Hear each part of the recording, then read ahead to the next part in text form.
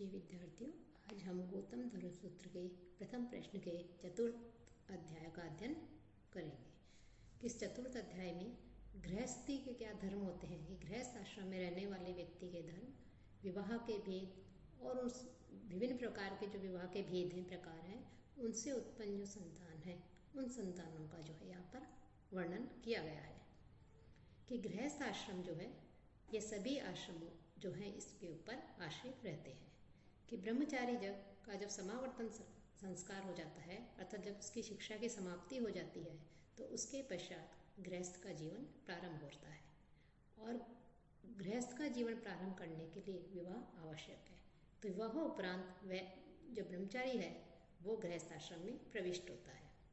कि पुराणों के मत में गृहस्थ आश्रम जो है वो अन्य आश्रमों का स्रोत माना गया है। कि मनु के अनुसार तो जिस प्रकार सभी नद सागर में सम्मिलित हो जाते हैं, वैसे ही सारे आश्रम जो हैं वो गृहस्थ आश्रम में आकर मिल जाते हैं। कि गृहस्थ आश्रम जो है उसका परित्याग करके जो केवल संन्यास का अनुगमन करते हैं, उनको जो है अधिक श्रेष्ठ नहीं बताया गया है। क्योंकि गृहस्थ आश्रम में ही जो है देवता, पितर और अतिथि आदि जो हैं उस गृहस्थ आश्रम में आकर ही संतुष्ट होते हैं। और जो त्रिवर्ग है, धर्म, अर्थ, काम, इन तीनों की प्राप्ति के लिए भी गृहस्थ आश्रम जो है वो आवश्यक है। साथ ही साथ व्यक्तिगत, सामाजिक, धार्मिक, नैतिक, आर्थिक आदि विभिन्न प्रकार के जो कर्तव्य हैं उनका पालन करने के लिए सत्य, अहिंसा, दया, दान आदि जो कर्म है, इन कर्मों को करने के लिए साथ ही साथ धृति, क्षमा, दम, अस्तेय, शौचम, इंद्रिय निग्रह आदि जो 10 धर्म के प्रकार बताए गए हैं, इनके लिए भी जो है गृहस्थ आश्रम जो है उसका आश्रय लेना आवश्यक है। गृहस्थ आश्रम जो है उसे श्रेष्ठ माना गया है।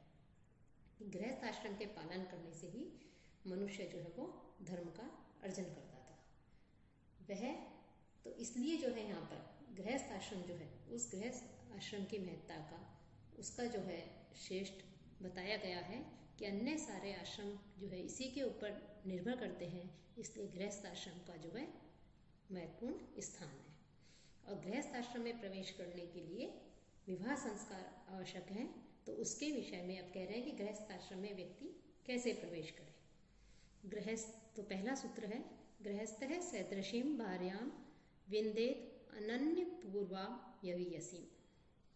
कि गृहस्थ जो है वो सदृशीम कि अपने समान, कि जाति और कुल में अपने समान, और अनन्य पूर्वाम पहले वागदान के द्वारा उसे किसी को नहीं दिया गया हो, अर्थात पहले जो है उसका वह आदि नहीं किया गया हो या अन्य किसी को वो नहीं दी गई हो, ऐसी, तथा यवीयसी तथा अपने से कम उम्र वाली, यवीयसी अर्थात अपने से कम उम्र वाली, भार्याम की जो पत्नी है उस पत्नी को विंदे उसके साथ में जो है वो विवाह करे।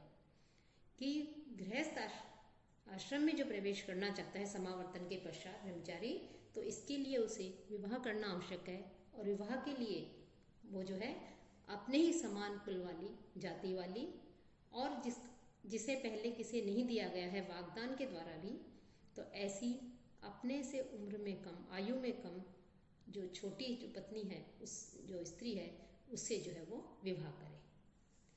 दूसरा सूत्र है असमान अप्रवर ही विवाह है।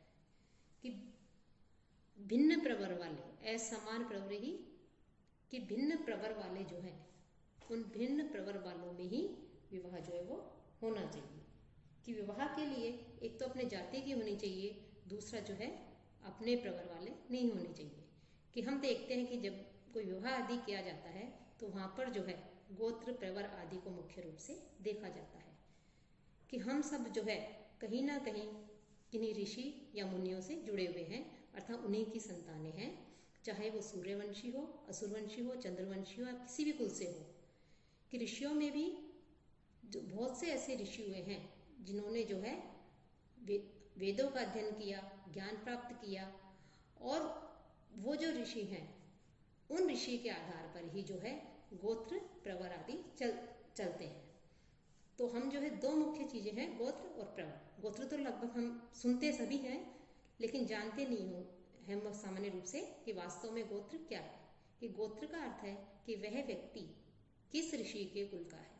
जैसे किसी व्यक्ति ने कहा कि मैं जो है भारद्वाज कुल से हूँ, मेरा गोत्र भारद्वाज है, तो इसका तात्पर्य है कि उसके कुल के जो ऋषि हैं वो भारद्वाज हुए हैं।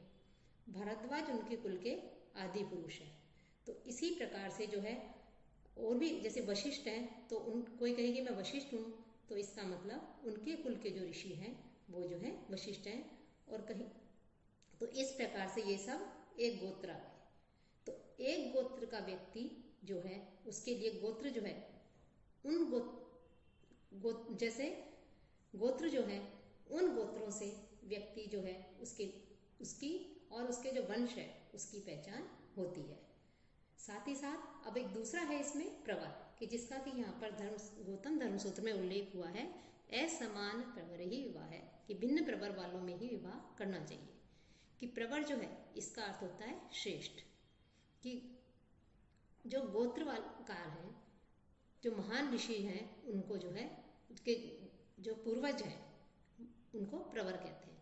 कि जैसे कोई भारद्वाज ऋषि है, उनके वंश में यदि कोई अपने अच्छे कर्मों के द्वारा, श्रेष्ठ कर्मों के द्वारा कोई व्यक्ति जो है ऋषि हो जाता है, महान कार्य करता है, वो अच्छे कार्य करता है, तो ऋषि हो जाता है, तो फिर उसी के नाम से जो है वो वंश आगे चलता है। तो मूल ऋषि जो होते हैं उनके गोत्र के बाद, कि मूल ऋषि जो है उनके नाम से तो गोत्र चलता है, लेकिन उनके गोत्र के बाद में यदि उनके कुल में, उनके वंश में कोई श्रेष्ठ व्यक्ति हो जाए, श्रेष्ठ ऋषि हो जाए, कोई महान व्यक्ति हो जाए, तो उनके नाम से जो है वो जब वो वंश चलता है तो उसे प्रवर कहते हैं। तो विवाह संस्कार जो है उसमें अपने प्रवर वालों में विवाह करने का निषेध किया है, कि अपने प्रवर वालों से जो है विवाह नहीं होना चाहिए। अपने से जो प्रवर जो है वो यदि दूसरे प्रवर वाले हों तो उस कन्या से जो है विवाह करना चाहिए। तो भिन्न प्रवर वालों में ही विवाह करने का यहाँ कहा गया है। और साथ ही साथ कि इस प्रकार से जब विवाह किया जाता है तो ऊर्ध्वम सप्त मातृ पितृ बंधुभ्यो बीजिनः मातृ बंधुभ्य है पंचमात, कि पिता से लेकर के उनके जो बंधु वर्ग हैं, पिता से लेकर के बंधुभ्य जो बंधु वर्ग है उसमें सप्त 7 पीढ़ी से ऊपर की बीजिनः कि बीजी कहते हैं कि नियोग के द्वारा विधि से उत्पन्न करने वाला जो पिता है उससे भिन्न पुरुष, नियोग विधि से उत्पन्न करने वाला पिता से भिन्न पुरुष, अर्थात पिता के अलावा अन्य पुरुष, तो उसके वंश में जो है मातृबंधुभ्य और साथ ही साथ माता का आरंभ करके उसके वंश में भी 7 पीढ़ी से ऊपर, और मातृबंधुभ्य की माता से आरंभ करके और उसके बंधु वर्ग में पंचमात 5 पीढ़ी से ऊपर की कन्या से वो विवाह कर सकता है। कि पिता या जो पिता के तरफ के जो बंधु वर्ग हैं उनमें 7 पीढ़ी से ऊपर के यदि कोई हो तो ऐसे से जो है वो विवाह कर सकता है। साथ ही साथ माता की तरफ जो है 5 पीढ़ी से ऊपर की यदि कोई कन्या है तो उस कन्या से भी जो है विवाह कर सकता है। वैसे तो प्रवर और गोत्र में विवाह का निषेध किया है, लेकिन यहाँ पर जो है 5 पीढ़ी से ऊपर, 7 पीढ़ी से ऊपर जो है विवाह करने की अनुमति दी है। अब इसके पश्चात जो है चौथे जो वो है आपका सूत्र है, इसमें विवाह के प्रकार बताए गए हैं। कि विवाह जो है कि धर्मशास्त्र परंपरा में 8 प्रकार के विवाह माने गए हैं। कि विवाह के प्रकार आपने बीए प्रथम वर्ष में भी जो है उनका अध्ययन किया होगा, साथ ही साथ अन्य जो आपके द्वितीय तृतीय वर्ष में भी संक्षेप में इसका अध्ययन किया होगा। तो भारतीय जो धर्मशास्त्र परंपरा है उसमें 8 प्रकार के विवाह माने गए हैं। ब्रह्म विवाह, प्राजापत्य विवाह, आर्ष विवाह, देव विवाह, गांधर्व विवाह, आसुर, राक्षस और पैशाच। तो ये 8 प्रकार के विवाह कहे गए हैं। तो इन 8 प्रकार के विवाहों के विषय में यहाँ बता रहे हैं कि किस प्रकार ब्राह्म विवाह किसे कहते हैं, प्राजापत्य विवाह किसे कहते हैं, आर्ष विवाह किसे कहते हैं, तो ये बता रहे हैं कि ब्राह्मो विद्या चारित्र बंधु शील संपन्नाय दध्यात आच्छाद्य अलंकृता। कि ब्राह्म विवाह किसे कहते हैं? कि विद्या की जो वेदों का ज्ञाता है, वेद ज्ञान में निपुण है, कि जो उत्तम आचरण करने वाला है, ऐसे को बंधुशील संपन्न है, कि अपने और जो बंधु बांधव हैं उन बंधु बांधवों से संपन्न और शील और शीलवान, कि सदाचारी हो, उत्तम आचरण करने वाला हो, वेदों का विद्वान हो और श्रेष्ठ बांधवों से युक्त हो, ऐसे शीलवान वर को जो है दध्यात् दे। क्या क्या दे?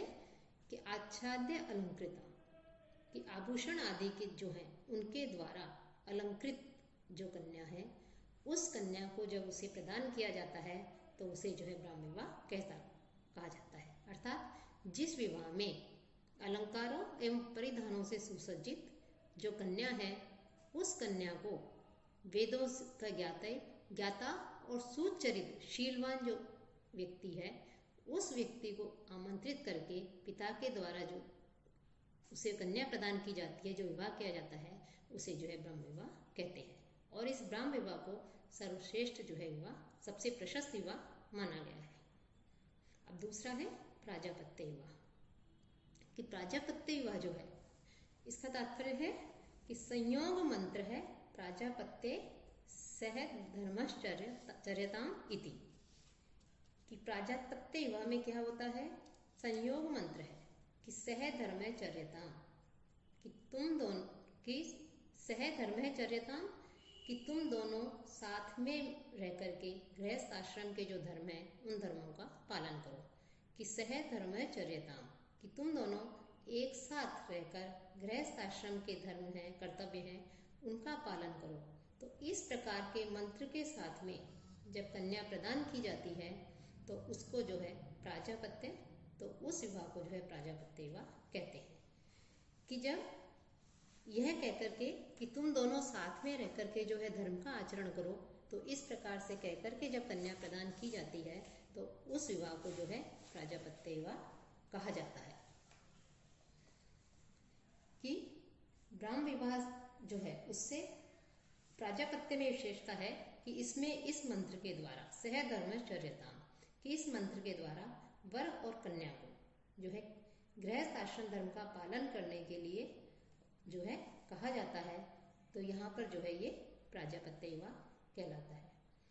कि प्राजापत्य विवाह को जो है काय विवाह की भी संज्ञा देते हैं, क्योंकि जो ब्राह्मण ग्रंथ है उन ब्राह्मण ग्रंथों में कै जो है उसका तात्पर्य है प्रजापति। कै को जो है प्रजापति देवता भी माना जाता है, तो इसे काय विवाह की भी संज्ञा देते हैं और इसे प्राजापत्य विवाह भी कहा जाता है। तो प्राजापत्य विवाह उसे कहते हैं कि जब पिता वर और कन्या को कि तुम दोनों साथ मिलकर के जो है धर्म का आचरण करो, यह कहकर के वर को सम्मानित करके मधुपर्क आदि के द्वारा जब कन्यादान कर दिया जाता है तो उसे प्राजापत्य विवाह कहते हैं। विवाह का तीसरा भेद है आर्ष विवाह, कि आर्षे गोमिथुनम कन्यावते दध्यात्, कि आर्ष विवाह किसे कहते हैं? कि आर्षे, कि आर्ष विवाह में वर अथवा वर के बंधुजन जो है वो कन्यावते, कि कन्या जो है उस कन्या के पिता को या उसके अभिभावक को गोमिथुनम, कि दो जो गाय हैं वो गायें प्रदान की जाती हैं, या एक गाय बैल का जोड़ा कह सकते हैं, तो वो जो है उसे प्रदान किया जाता है, तो उसे आर्ष विवाह कहते हैं। कि ये जो है कि एक गाय और एक बैल का जोड़ा या दो गाय लेकर के जो है इस प्रकार से जब अपनी कन्या का विवाह जो है वर से कर दिया जाता है तो वह आर्ष विवाह कहलाता है। इस आर्ष विवाह में वर के द्वारा कन्या के पिता को या उसके जो अभिभावक हैं उनको जो है दो गाय देने के लिए या एक पशु का जोड़ा देने के लिए कहा गया है। कि इसका तात्पर्य ये नहीं कि जो कन्या का पिता है उसने अपनी कन्या का विक्रय कर दिया था, उसे बेच दिया, कि कन्या के विक्रय के रूप में नहीं, अपितु वैसे ही सामान्य रूप से जब एक गाय बैल की जोड़ी लेकर के या दो गाय लेकर के जब अपनी कन्या का विवाह किया जाता है तो उसे आर्ष विवाह कहते हैं। और अब है दैव विवाह, कि अंतः वेद्यम ऋत्विजे दानम दैवो अलंकृत्य, कि यज्ञ के समय वेदी पर कि जो यज्ञ है, जो यज्ञ करता है कराता है तो उस समय वेदी के ऊपर जो है ऋत्विज को अर्थात यज्ञ कर्म कराने वाला जो है, ऐसे उसको जो है जब कन्या प्रदान की जाती है आभूषणों से अलंकृत करके, तो वह जो है दैव विवाह कहलाता है। कि यज्ञ के समय पर जब वेदी के ऊपर तो जो यज्ञ कर्म कराने वाला ऋत्विज है उसको आभूषणों से अलंकृत करके सुसज्जित कन्या जो है जब उसे प्रदान की जाती है अर्थात उसे विवाह कर दिया जाता है, तो उसे दैव विवाह कहा जाता है। तो इस विवाह को भी जो है प्रशस्त माना जाता है, इसको भी जो है स्वीकार किया गया है। फिर इसके बाद आता है इच्छन्त्या स्वयं संयोगो गांधर्व है। इच्छन्त्या की चाहने वाली कन्या के साथ में स्वयं अपनी इच्छा से संयोगो, अपनी इच्छा से संबंध कर लेना, उससे विवाह कर लेना गांधर्व विवाह कहलाता है। कि जब वर वधू आपस में एक दूसरे को चाहें तब जो वो दोनों जो विवाह करते हैं वो जो है गांधर्व विवाह कहलाता है। इसे जो है हम प्रेम विवाह भी कह सकते हैं। कि अब कालिदास का जो नाटक था अभिज्ञान शाकुंतलम, उसमें दुष्यंत और शकुंतला कि दोनों जो है उन दोनों के गांधर्व विवाह का ही वहाँ पर वर्णन किया गया है। तो वर एवं कन्या इन दोनों की परस्पर सहमति से जो संबंध होता है उस संबंध को जो है गांधर्व विवाह कहलाता है। कहा जाता है कि वो दोनों जो विवाह करते हैं तो उस विवाह को गांधर्व विवाह की संज्ञा दी गई है। वित्तेन अनाति स्त्री मतम आसुर है। वित्तेन और जो धन आदि है उस धन आदि को देकर के स्त्री को जब अपने अधीन करके कन्या का ग्रहण किया जाता है तो वह आसुर है, वह आसुर विवाह कहलाता है। कि स्त्री मताम, कि कन्या मताम, ये कन्या के जो अभिभावक हैं, माता पिता आदि हैं, उनको जब वित्तेन की धन आदि दे करके जो है उनको प्रसन्न किया जाता है, उनको अपने वश में किया जाता है और फिर कन्या को ग्रहण किया जाता है, तो उस विवाह को जो है आसुर विवाह कहा जाता है। अर्थात जब वर अपनी शक्ति के अनुरूप कन्या पक्ष वालों को जो धन आदि देता है या कन्या को जो धन देता है, तब इस प्रकार से अपनी इच्छा के अनुकूल पिता के द्वारा दी गई कन्या के साथ जो विवाह किया जाता है उस विवाह को जो है आसुर विवाह कहा जाता है। प्रसह्य आदानाद राक्षस है। अब राक्षस विवाह के लिए कह रहे हैं कि प्रसह्य के बलपूर्वक, कि कन्या के जो अभिभावक हैं, माता पिता हैं, उनको जो है परास्त करके, पराजित करके और कन्या का अपहरण करके जो विवाह किया जाता है वो उसे क्या कहा जाता है, राक्षस है, उसे राक्षस विवाह कहा जाता है।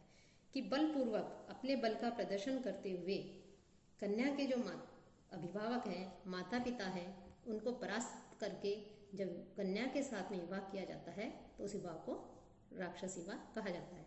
अर्थात उसके संबंधियों को, कन्या के अभिभावकों को, संबंधियों को या तो अपने वश में कर ले या उनका वध करके, उनको मार करके रोती हुई कन्या को बलपूर्वक जब छीन लिया जाता है, तो इस प्रकार से कन्या के साथ जो संबंध है उसको राक्षस विवाह कहा गया है। असंवेज्ञात उपसंगमात पैशाच है।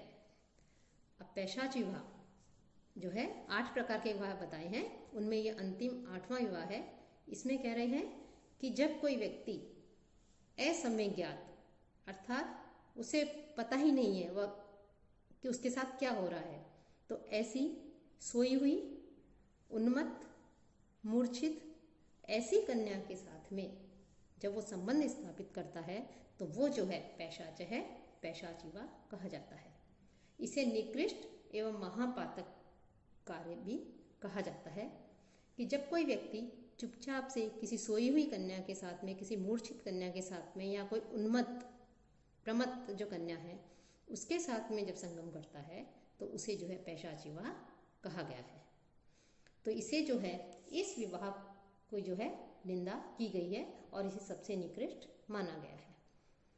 तो इस प्रकार से ये 8 प्रकार के विवाह कहे गए हैं। चत्वारो धर्म्यः प्रथमा। अब 12वें सूत्र में कह रहे हैं कि प्रथम 4 प्रकार के जो विवाह हैं वो सभी वर्णों के लिए धर्म्यः धर्म विहित है। कि सारे वर्णों के लिए 4 प्रकार के जो विवाह हैं, प्रथम ब्राह्मण, देव, आर्ष, प्रजापत्य, ये चारों विवाह जो है, इन चारों विवाह जो है धर्म विहित माने गए हैं। षड देख के कि कुछ ये कहते हैं कि ऊपर के चार तो हैं ही, लेकिन साथ ही साथ जो गांधर्व और आसुर विवाह है उसको भी जो है धर्मानुकूल मानते हैं कि ब्राह्मण, देव, आर्ष और प्राजापत्य तो जो है धर्मसंगत है ही, इसके अलावा कुछ स्मृतिकार जो है वो गांधर्व और आसुर विवाह को भी जो है धर्म के अनुकूल मानते हैं। और जो राक्षस और पैशाच है, इस विवाह की तो जो है शास्त्रों में प्रशस्त नहीं माना गया है, अप्रशंसनीय माना है और इनकी जो है निंदा की गई है। तो यहाँ पर मुख्य रूप से देखा जाए तो प्रथम 4 प्रकार के विवाहों को ही जो है धर्म संगत मान करके उनकी प्रशंसा की गई है, प्रशंसनीय माने गए हैं। और अंतिम जो 4 प्रकार के विवाह है उनको जो है धर्म संगत नहीं माना है, उनको अप्रशंसनीय मान करके उनकी निंदा की गई है। अब ये 4 प्रकार के विवाह हैं, इन 4 प्रकार के विवाह से उत्पन्न जो संतान है उन संतानों को क्या कहा जाता है उसके विषय में वर्णन किया गया है 14वें सूत्र से कि विवाह जो है वो भी 2 प्रकार के बताए हैं, अनुलोम विवाह और प्रतिलोम विवाह। कि सवर्ण विवाह तो क्या अपने वर्ण की जो है स्त्री से या पुरुष से विवाह, और अनुलोम विवाह में उच्च वर्ण का पुरुष होता है और निम्न वर्ण की स्त्री होती है, उसे अनुलोम विवाह कहते हैं। और प्रतिलोम विवाह अर्थात उच्च वर्ण की स्त्री और निम्न वर्ण का जो पुरुष है उसे प्रतिलोम विवाह कहते हैं। कि ब्राह्मण, क्षत्रिय, वैश्य, शूद्र ये 4 वर्ण माने गए हैं। तो ब्राह्मण जब अपने वर्ण की स्त्री से विवाह करता है तो वो सवर्ण विवाह कहलाता है, लेकिन ब्राह्मण जब अपने से निम्न वर्ण क्षत्रिय वर्ण की स्त्री से या वैश्य वर्ण की स्त्री से या शूद्र वर्ण की स्त्री से विवाह करता है तो वो जो है अनुलोम विवाह कहा जाता है, क्योंकि यहाँ पर जो पुरुष है वो उच्च वर्ण का है और स्त्री निम्न वर्ण की है।